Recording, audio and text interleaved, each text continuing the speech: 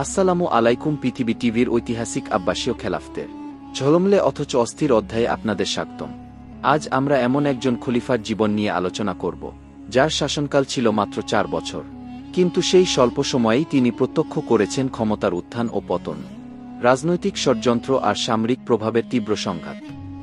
তিনি ছিলেন আব্বাসীয় খেলাফতের এক 2তম খলিফা, আহমদ আল মুস্তাইন বিল্লাহ।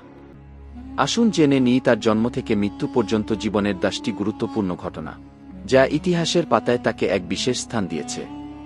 এক জন্ম ও প্রাথমিক জীবন। রাজকীয় রক্তের ধারক, আনুমানিক 836 খ্রিস্টাব্দ। আহমদ ইবনে মুহাম্মদ, যিনি পরবর্তীতে আল মুস্তাইন বিল্লাহ নামে পরিচিত হন, আনুমানিক 836 খ্রিস্টাব্দে জন্মগ্রহণ করেন। তিনি ছিলেন আব্বাসীয় খলিফা আল মুতাসিমের নাতি, যার অর্থ তিনি সরাসরি আব্বাসীয় রাজবংশের রক্ত বহন করছিলেন। এই সময়টা ছিল আব্বাসীয় খেলাফতের এমন এক পর্যায়ে যখন সামরিক শক্তি, বিশেষত তুর্কি কমান্ডারদের প্রভাব ক্রমান্বয়ে বৃদ্ধি পাচ্ছিল। তার শৈশব এবং প্রাথমিক জীবন সম্পর্কে বিস্তারিত তথ্য খুব বেশি পাওয়া যায় না, তবে রাজকীয় পরিবারে জন্মগ্রহণ করায় তিনি নিশ্চয়ই ভালো শিক্ষা ও সুযোগ সুবিধা পেয়েছিলেন। এই সময়টায় আব্বাসীয় খিলাফত ভেতর থেকে অস্থির হতে শুরু করেছিল, যার প্রভাব ভবিষ্যতে তার জীবনেও পড়ে। 2 অপ্রত্যাশিতভাবে খেলাফতের সিংহাসনে আরোহণ। 862 খ্রিস্টাব্দ। আল মুস্তাইন বিল্লাহর খেলাফতের আরোহণ ছিল অনেকটাই অপ্রত্যাশিত।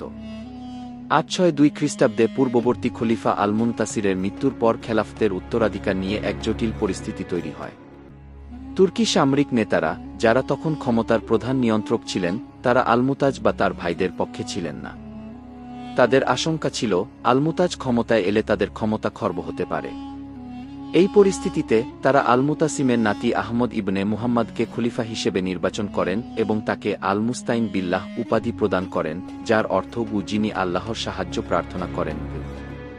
এটি ছিল তুর্কি সামরিক নেতাদের ক্ষমতার কৌশলী পদক্ষেপ, যেখানে তারা নিজেদের স্বার্থ রক্ষায় একজন অপেক্ষাকৃত দুর্বল প্রার্থীকে বেছে নেন।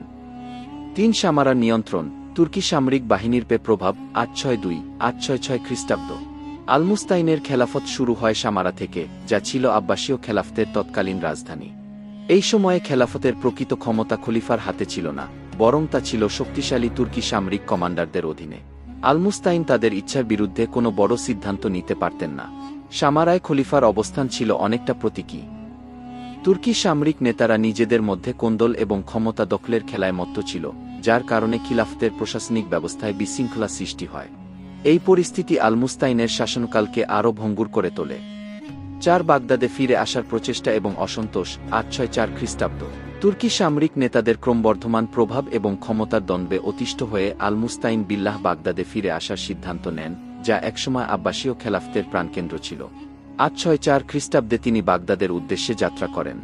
এই পদক্ষেপ তুর্কি কমান্ডারদের মধ্যে অসন্তোষ সৃষ্টি করে, কারণ তারা সামারায় নিজেদের নিয়ন্ত্রণ ধরে রাখতে চেয়েছিল। খলিফার এই উদ্যোগ বাগদাদের সাধারণ মানুষের মধ্যে কিছুটা আশার সঞ্চার করলেও তা খেলাফতের অভ্যন্তরীণ সংঘাতকে আরও তীব্র করে তোলে।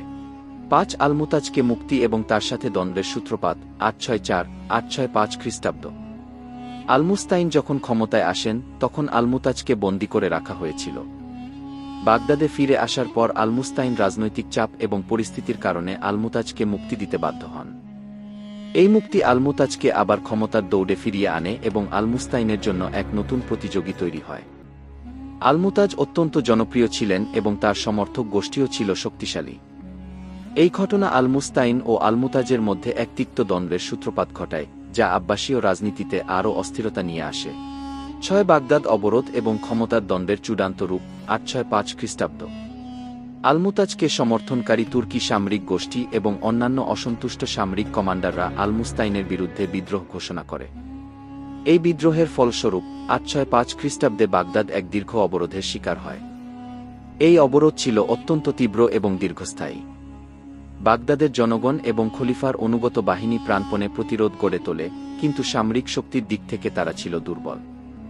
এই অবরোধ কেবল একটি যুদ্ধ ছিল না, এটি ছিল আব্বাসীয় খেলাফতের অভ্যন্তরে ক্ষমতার চূড়ান্ত সংঘাতের এক প্রতিচ্ছবি। 7 আলমুস্তাইনের পদত্যাগ এবং শর্তাবলী। 866 খ্রিস্টাব্দ। দীর্ঘ অবরোধ এবং তীব্র সংঘাতের পর আলমুস্তাইন বিল্লাহ বুঝতে পারেন যে তার পক্ষে আর ক্ষমতা ধরে রাখা সম্ভব নয়। 866 খ্রিস্টাব্দে তিনি খিলাফত থেকে পদত্যাগ করার সিদ্ধান্ত নেন।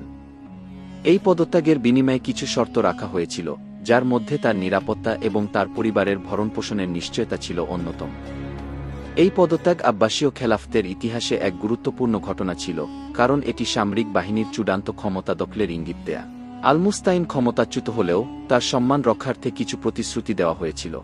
৮ আল-মুতাজের খেলাফত গ্রহণ ৮৬৬ খ্রিস্টাব্দ। আল-মুস্তাইনের পদত্যাগের পর আল-মুতাজ আব্বাসীয় খেলাফতের নতুন খলিফা হিসেবে দায়িত্ব গ্রহণ করেন। এই ঘটনা সামারা এবং বাগদাদের মধ্যে দীর্ঘদিনের ক্ষমতার দ্বন্দ্বের আপাত সমাধান নিয়ে আসে। আল-মুতাজ ক্ষমতায় এলেও তুর্কি সামরিক বাহিনীর প্রভাব তখনও অক্ষুণ্ণ ছিল। আল-মুস্তাইনকে ক্ষমতা থেকে সরিয়ে আল-মুতাজের আগমন আব্বাসীয় রাজনীতিতে সামরিক প্রভাবের গভীরতা প্রমাণ করে। ৯ আল-মুস্তাইনের নির্বাসন এবং অন্তরীণ জীবন ৮৬৬ খ্রিস্টাব্দ। পদত্যাগের পর আল-মুস্তাইনকে বাগদাদ থেকে নির্বাসিত করা হয় এবং তাকে ওয়াসিত শহরে অন্তরীণ রাখা হয়। যদিও তাকে নিরাপত্তার প্রতিশ্রুতি দেওয়া হয়েছিল, কিন্তু তার জীবন ছিল অনিশ্চিত। একজন ক্ষমতাচ্যুত খলিফা হিসেবে তার দিনগুলো কেটেছে একাকিত্ব এবং উদ্বেগের মধ্যে। এটি আব্বাসীয় খেলাফতের এমন এক অন্ধকার দিকের ইঙ্গিত দেয়, যেখানে ক্ষমতাচ্যুত খলিফাদের জীবন কতটা বিপজ্জনক হতে পারে। ১ আল-মুস্তাইনের শাহাদাত মৃত্যু ১ অক্টোবর ৮৬৬ খ্রিস্টাব্দ। আল-মুস্তাইন বিল্লাহর জীবনের শেষ পরিণতি ছিল মর্মান্তিক। ৮৬৬ খ্রিস্টাব্দের ১ অক্টোবর পদত্যাগের মাত্র কয়েক মাস পরেই তাকে হত্যা করা হয়। যদিও তার মৃত্যুর সঠিক কারণ এবং আদেশদাতা সম্পর্কে ইতিহাসে কিছুটা বিতর্ক রয়েছে, তবে এটি স্পষ্ট যে আল-মুতাজের শাসনকালে তাকে হুমকি হিসেবে দেখা হয়েছিল। তার মৃত্যু আব্বাসীয় খেলাফতের সেই সময়কার রাজনৈতিক নিষ্ঠুরতা এবং ক্ষমতার লড়াইয়ের এক নির্মম উদাহরণ। একজন প্রাক্তন খলিফার এই করুণ পরিণতি ক্ষমতার ক্ষণস্থায়িতা এবং বিপজ্জনক প্রকৃতিকে তুলে ধরে। আহমদ আল-মুস্তাইন বিল্লাহর জীবন ছিল আব্বাসীয় খেলাফতের এমন এক সময়ের প্রতিচ্ছবি, যখন সামরিক শক্তি খলিফার ক্ষমতাকে ছাপিয়ে গিয়েছিল।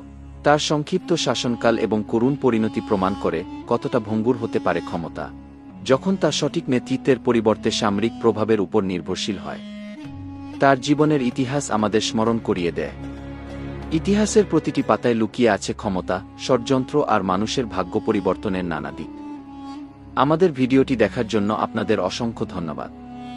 আশা করি আহমদ আল-মুস্তাইন বিল্লাহর জীবন সম্পর্কে আপনারা একটি বিস্তারিত ধারণা পেয়েছেন। লাইক এবং শেয়ার করতে ভুলবেন না। কমেন্ট করে আপনাদের মতামত জানাবেন।